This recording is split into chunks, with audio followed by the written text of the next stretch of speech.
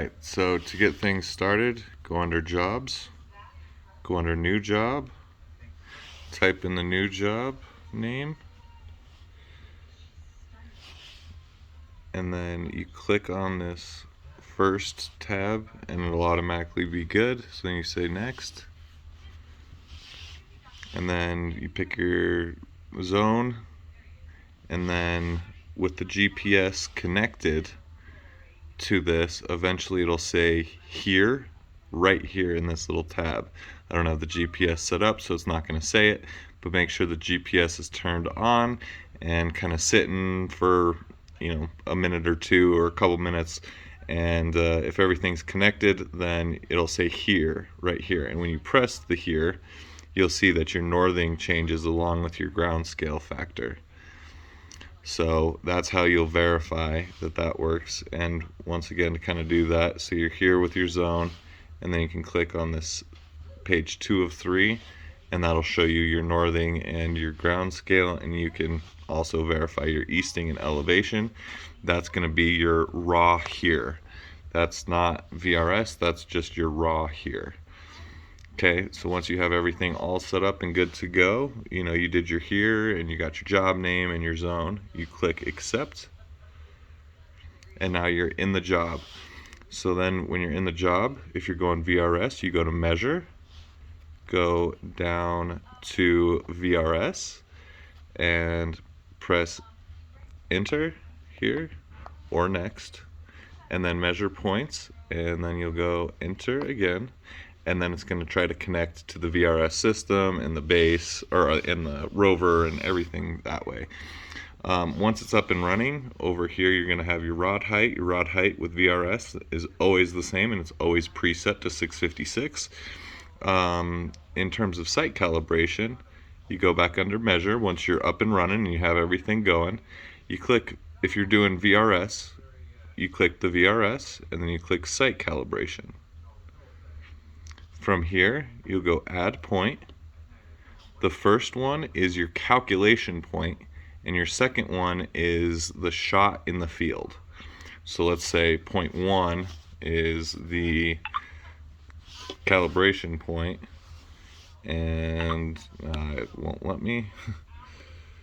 So we'll say it's like 1 and 100 is kind of how that would work. And then your use is vertical, horizontal, vertical or horizontal, or both kind of thing.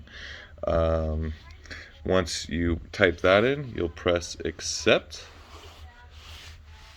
and that'll bring you back to here, and you'll see that it says 0.1, and it'll say 0.00 on your H resid, just because you only have 1 point at that time. Once you add a second point, so you'll have 2 points here.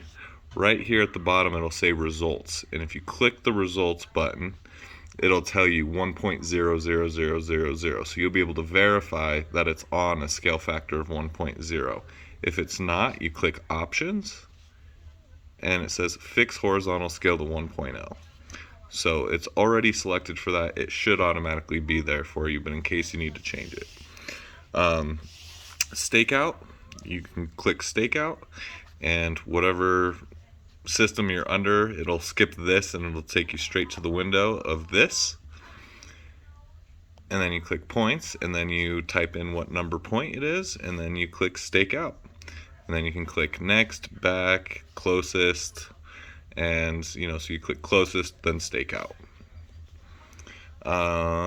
If you're doing a base setup, you're going to do everything the exact same that you just did, other than once you get your VRS set up, if you have VRS for your first shot, you're then going to put the rover head on the base position, and you're going to go, measure VRS, measure points, and then it's going to bring up the point menu for you to data collect.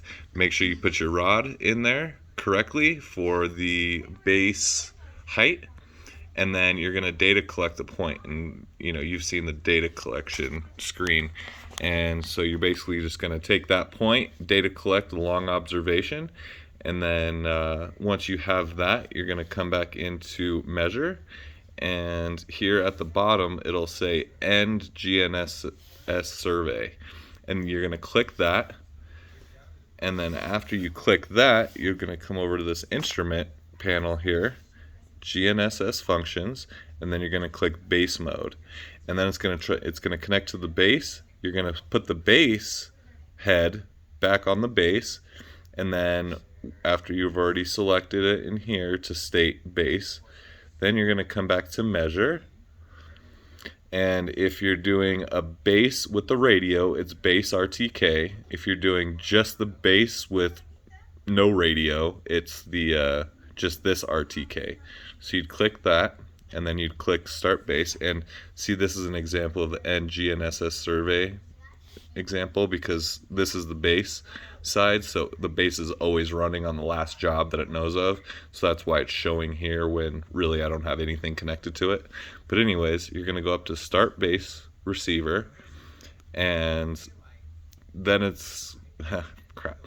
Then it's going to be pretty straightforward. It's going to ask you your point number, and then your base height, and just your basic information for setup. And then you're going to click down here again where it says enter, but it should say like next or start or something of that nature. Once the base is up and running, you're going to come back to instrument and then go to GNSS functions, and then you're going to click back to the rover. And then once it connects back to the rover, you'll see it here in this little white window right there. It'll tell you, I don't remember exactly what it says, but basically it lets you know that it's connected. And then you're going to click escape,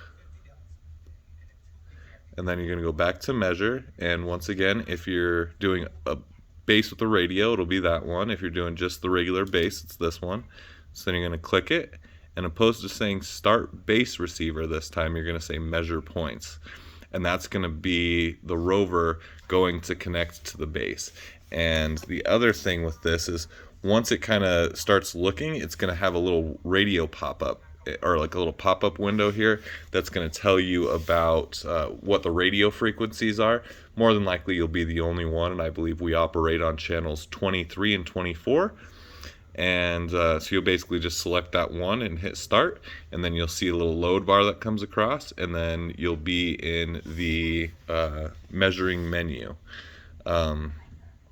It'll take you all the way to where we're normally right here, and you just click measure points, and then you're in your data collection screen, and that's where you can type in your descriptions and all that jazz. If you decide you need to do continuous topo, you can just click on continuous topo and just kind of follow the menu down. That one's pretty self-explanatory. You can do an offset one side or the other, and then on page 2 it tells you how high, or like how much to move. If you want to offset it a half a foot by a half a foot up, that's how you set that whole thing up.